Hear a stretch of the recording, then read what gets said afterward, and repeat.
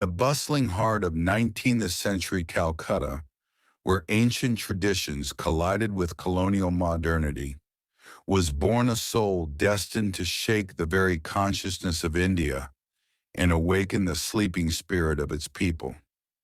On January 12, 1863, in the aristocratic Datta family, a child named Narendranath Datta came into this world under the protective gaze of goddess Durga.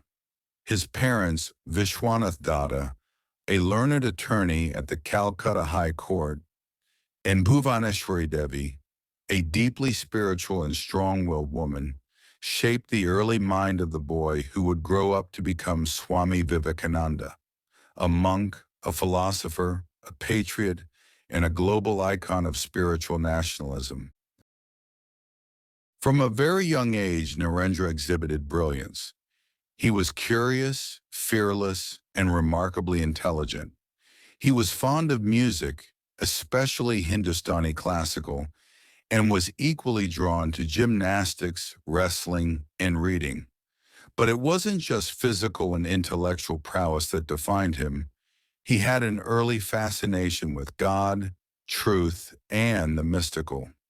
While most children of his age were enchanted by toys and games, young Naren would often meditate for hours in silence, eyes closed, breath calm, oblivious to the noise around. His spiritual leanings were so profound that once during a meditation session, he entered such a deep trance that his body became still and unresponsive, causing panic among his family members. As he matured, so did his quest for the divine. Despite being exposed to Western philosophy and science during his education at the Scottish Church College, Narendra felt a vacuum. Logic and materialism could not answer the haunting spiritual questions burning within him. "Have you seen God?" he would ask every spiritual teacher he met, only to be disappointed again and again. Then came the fateful day when he met the man who would change his life, Sri Ramakrishna Paramahamsa. A humble, unlettered priest of the Dakshinaswara Kali temple, Ramakrishna was unlike anyone Narendra had ever met. When asked the same burning question, "Have you seen God?" Ramakrishna replied with startling clarity, "Yes, I see God more clearly than I see you." That was the moment when the restless seeker found his path. But accepting Ramakrishna was not easy. Narendra, the rational thinker, initially mocked many of Ramakrishna's visions and spiritual ecstasies. Yet over time, the power of the master's simplicity, love, and direct experience of the divine melted away Narendra's doubt. He surrendered. He found his guru, and in that surrender, he found his destiny.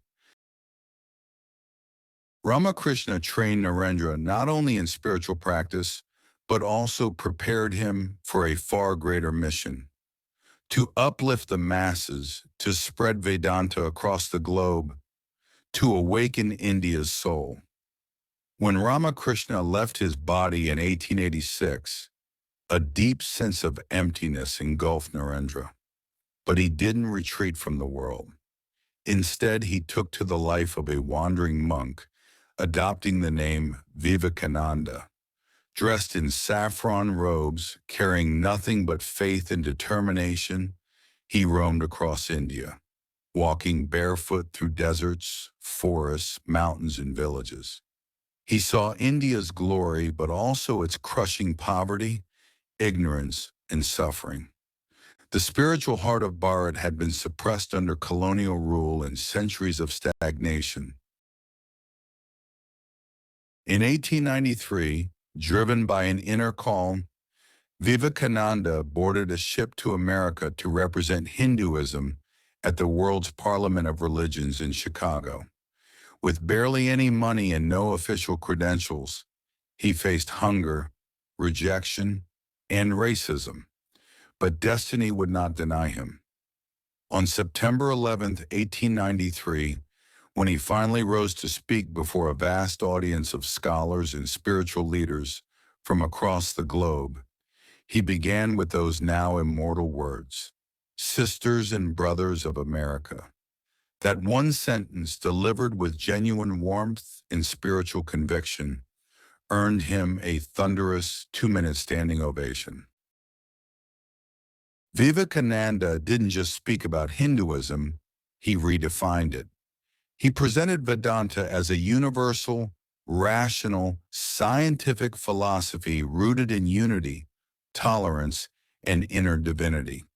He dismantled the West's misconceptions about the East. He said, "We believe not only in tolerance but in acceptance," and stunned his audience with his clarity, wisdom, and fire. Suddenly, the world saw India not as a land of snake charmers, but as the birthplace of timeless spiritual truths. For the next 3 years, he traveled across the United States and Europe, lecturing, founding Vedanta societies, and meeting intellectuals like William James, Nikola Tesla, and Max Muller. He brought the message of oneness, strength, and self-realization. Yet he never forgot his mission back home. In 1897, he returned to India to a hero's welcome. But instead of basking in fame, he plunged into action. If the poor boy cannot come to education, education must go to him, he said. He founded the Ramakrishna Mission, an organization dedicated to service, education, and spiritual awakening. He called upon Indians to rise above caste, to embrace science, to develop muscles of iron and nerves of steel. "Strength is life, weakness is death," he roared. He taught that every soul is potentially divine, and religion is not about rituals, but about manifesting that divinity within. He urged Indians to be proud of their heritage, to modernize without losing spiritual roots, and to serve the nation as a form of worship. He was the spiritual father of Indian nationalism, inspiring future leaders like Mahatma Gandhi, Subhash Chandra Bose, and Aurobindo Ghosh. Despite his enormous energy, Vivekananda's body could not bear the intensity of his work. He had predicted he would not live beyond 40. On July 4, 1902, at the young age of 39, Swami Vivekananda attained Mahasamadhi. He lay down in meditation and quietly left his body. His mission, however, had only begun.